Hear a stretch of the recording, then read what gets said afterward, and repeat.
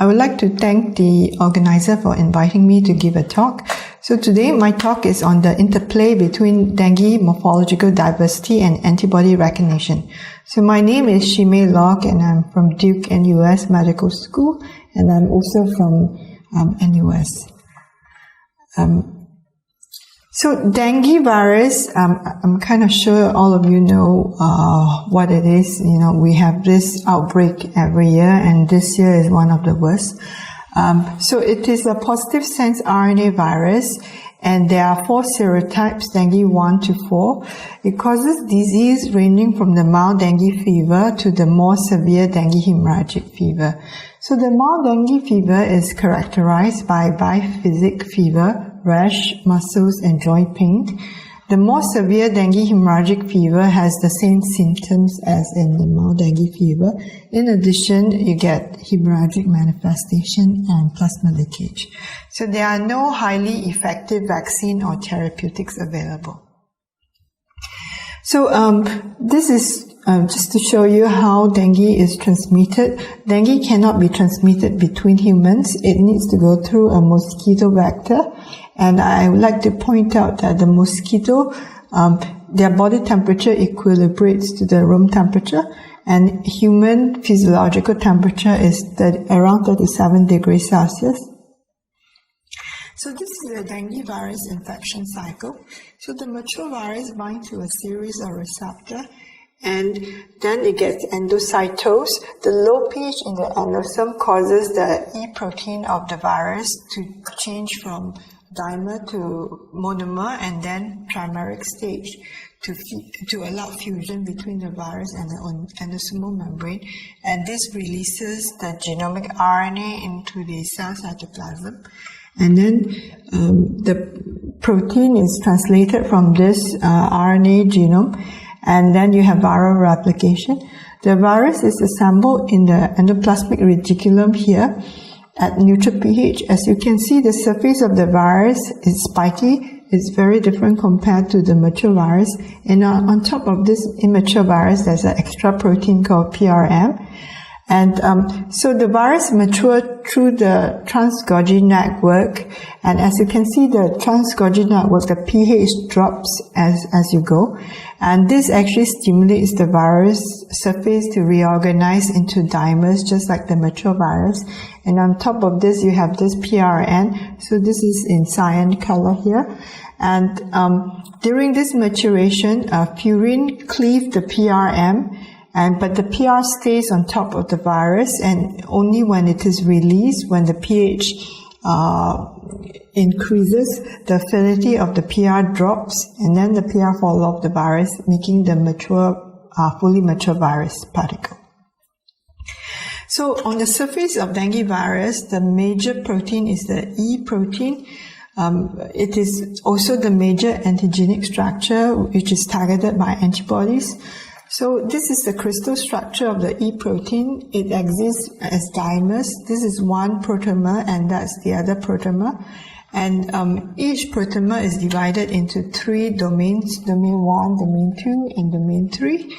So E protein is important for entry of the virus into the cell, involving receptor binding and fusion to the endosomal membrane.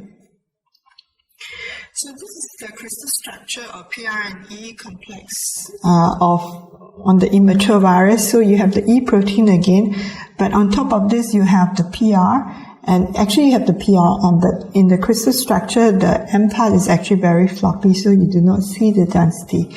So the PR actually caps the fusion loop of the E protein. The importance of this PR is on the immature virus is it prevents the virus from fusing back into the cell. So remember, this is the maturation process. So the pH here in the trans-Golgi network is very similar to the endosome.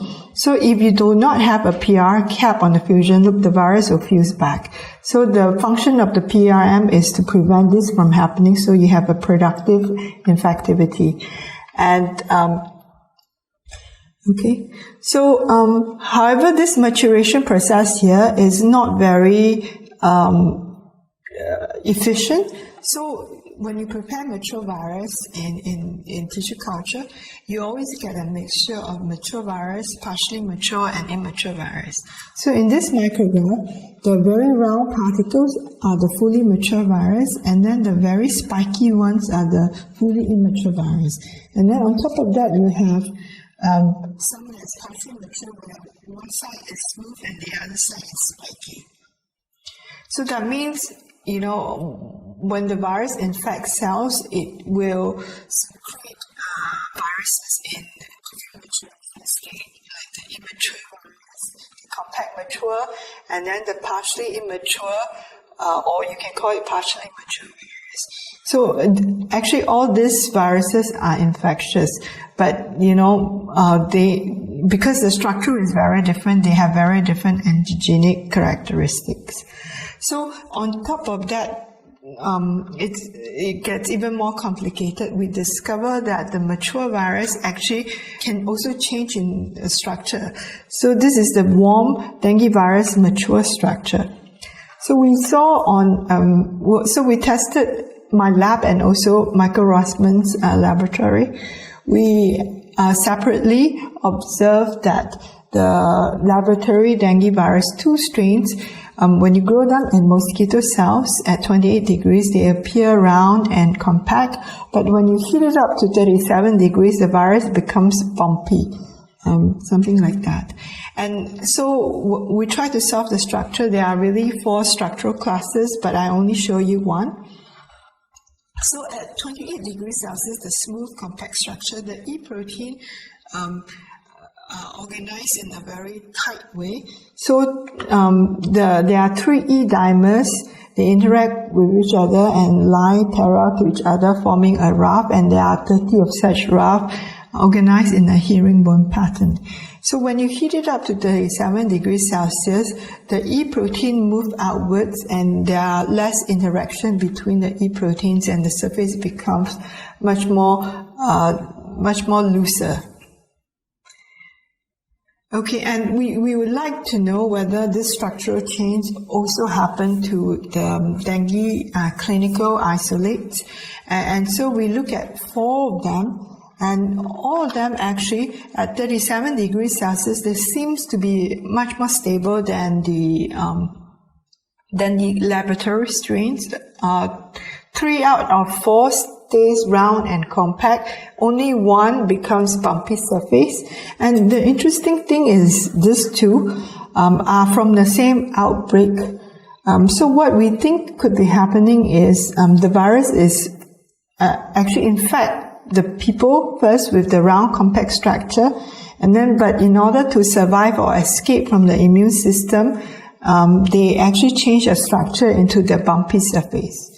So, but for all clinical strains at 40 degrees, they all become bumpy. So what is the implication for vaccine and therapeutics development? So for vaccine, right, you are supposed to use this to train the people the immune system to recognize infecting virus. So when the person is first infected, they probably will see virus at 37 degrees Celsius. So that means that for a vaccine, you should include both smooth surface particle and bumpy surface particle. So how about prophylactic and therapeutic antibody? So for prophylactic antibody, usually you use it so, for example, a visitor from the US comes here and they know there's a dengue outbreak. They want to protect themselves against the dengue virus. So they would inject themselves with antibody, and then when they come here, if they get infected, they will encounter virus at 37 degrees Celsius. So the prophylactic antibody mixture cocktail should have those antibody that is good for the smooth particle and also effective against the bumpy particle. So that will be a mixture. So for therapeutic antibody, you use it only when the person is infected. And people, the patients are usually admitted in the hospital when they are having a fever. So the virus will likely all become bumpy, and therefore you should use the antibody that are effective against the bumpy surface particle. Okay, and then on top of this, we found another new morphology. That's the club-shaped structure. And so this is the dengue 3 club-shaped morphology. And so this is 4 degrees structure. So when we grow them in mosquito cell line and purify them, so you have mature virus and then immature virus. And then when we heat them up to 29 degrees and 37 degrees, we see that the mature or the partially mature becomes the club-shaped structure here. And we also did a test where we incubate this prep in different temperatures for 30 minutes, and then you see a gradual increase of the percentage of club-shaped particles. And at 37 degrees Celsius, there are approximately 20% of the particles forming club-shaped particles, and further increase in temperature will not increase any more of the number of club-shaped particles. So, and we did an asymmetric reconstruction of these club-shaped particles. So this is the view that this is the club head and this is the tail. And then when you turn it to side view, you can see that the head is actually flat. It's not round. Okay, and then these club-shaped particles present in other non-human serotypes and Zika virus. So this is the Zika virus. We see some club head, and then this is the dengue one. So this is a club-shaped particles, and you see the tail is much thinner. And then dengue 2, you can also see some here, and New Guinea. This is a clinical isolate. This is a laboratory strain, and Westpac. So you do see them, but they are in smaller numbers. So what I want to say is, this shows that the virus has the capability to change into club-shaped particles if they want to. So, and then we also look at how they bind to different antibodies. So this is the control again, and when we add a fusion loop antibody, FAP4G2, you can see it binds to the head only and not the tail. And then for this dengue, this domain 3 antibody 8A9, it binds to the head and the tip of the tail. So that means there are different binding to different parts of the club-shaped structure. So it is possible there are part of it that cannot be bound, and so they can infect the cells as per normal. Okay, and then we tested it with E protein dimer binding antibody. So this FAP-C10, it binds across the 2 E protein proteomer within a dimer, and it looks like it binds to both the head and the tail. And so this experiment is done by complexing the virus with the FAP and then increasing the temperature to stimulate club-shaped particles formation. And for Zika, when this happens, so Zika uncomplex virus also becomes the club-shaped particles. But when you add this antibody, instead of becoming a club shape, it becomes a caterpillar structure. So for this dengue 3, we box the tail of the club-shaped particle, and then you can see this is a 2D average. The FAP actually you can see the FAP very clearly, and then the diffraction of this tail shows layer lines indicating that it has a helical structure. So for Zika virus, right, this is the caterpillar shape. We average them. You can see clearly the FAP structure and also the layer lines, suggesting that they also have a helical structure. So we solve the structure. So this is the tail of the C10 club-shaped particles. This is the cryo-EM structure here.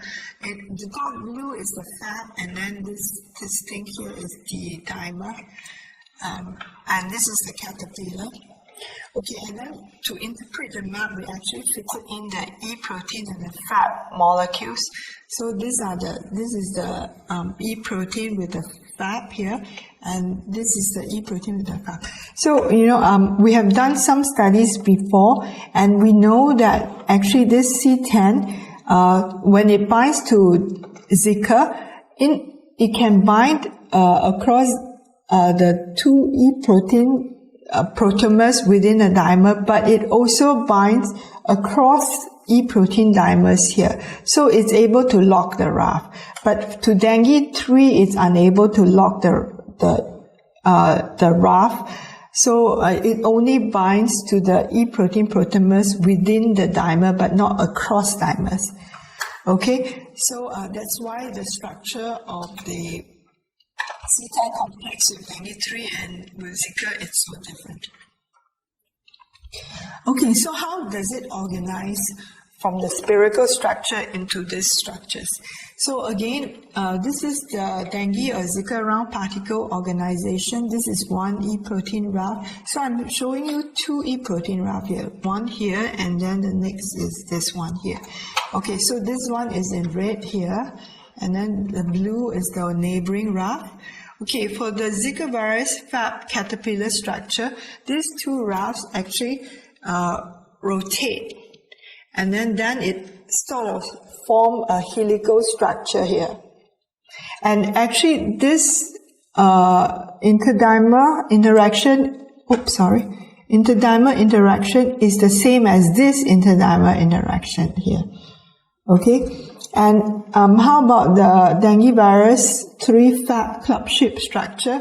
So the first movement is also the same as the Zika caterpillar structure. These 2 RAF, they moved here first, but because this Fab is unable to lock between dimers, the dimers were able to slide away from each other, so forming the tail part. So does the presentation of different morphologies confer advantages to the survival of virus? I would think so, because the E protein is organized in a completely different way between all these structures. So like an antibody that is very good in binding to the E protein dimers is unable to bind here because E protein is not organized as dimers here. And for here, the E protein dimers may have separated, and the cup shape has a different structure. So, we should study all this virus morphology because they are all infectious and we can't ignore them. So for the mature compact virus, they are very infectious. They infect cells by binding to attachment factors such as heparin sulfate, TIM, and DC-SINE, and they may or may not bind to a specific receptor. The mature expanded virus structure is just as infectious as the mature compact structure. So for the immature virus, it infects in a different way. So by itself it's non-infectious, but it can infect FC receptor positive cells when the virus is complex with anti-PRM, certain anti-E proteins, certain anti-E antibodies, and also DC-SINE. So the partially mature virus can enter cells by pathways utilized by both the fully mature and immature virus. So for the club-shaped particles, because only 20% change in the club, it's very hard to measure if they are still infectious. But what we know is the club-shaped particles contains RNA genome, and there's no detectable reduction in the amount of virus attached to cells after club-shaped formation. Okay, so then I went on to analyze. So we have a lot of structural information of dengue neutralizing antibodies and where they bind, and just by looking at the level of accessibility of their epitope, we can kind of guess whether the antibodies can bind to the different dengue virus morphology. So these are different color codes from the least accessible to the most accessible in green. So you can see for dengue 3 antibodies, only the mature expanded particles, their epitopes are fully accessible, the rest are not so. For the fusion loop, only the immature virus and the rest are not really that good. Domain 1 antibody seems like is accessible in all kinds of morphology. And then there are virus quaternary dependent epitope antibodies. They are highly neutralizing against the mature compact. So they bind either across dimers. They usually bind across E protein dimers. So only they can only bind to the mature compact virus, and it's very poor against the other virus morphology. And so the E protein dimer binding antibodies, they are probably able to bind the mature compact, mature expanded, and the cup-shaped particles well, but not the rest. Okay, so for antibody therapeutics and vaccine development, is there an antibody? So if you were to only use one antibody for therapeutics and prophylactic, is there one that could neutralize all serotypes and also all morphologies? So we may need antibody mixture for prophylactic and therapeutics development. And for vaccine, maybe we should include all this morphology in order to protect everyone from all different kinds of shapes of the dengue virus particle. Okay. So, and this is the last slide, the acknowledgement slide. So, all this work have been done like over the past 11 years, and many people from my lab is involved, and I would like to especially thank Gunther, and my collaborators. So Jim Crow, actually, provided most of the antibody, and, I also, get antibodies from David A. Corti and Gavin Scruton. And these are the grant agencies that I would like to thank. I hope you guys learn about the difficulties in dengue vaccine and therapeutics development. Thank you for your attention.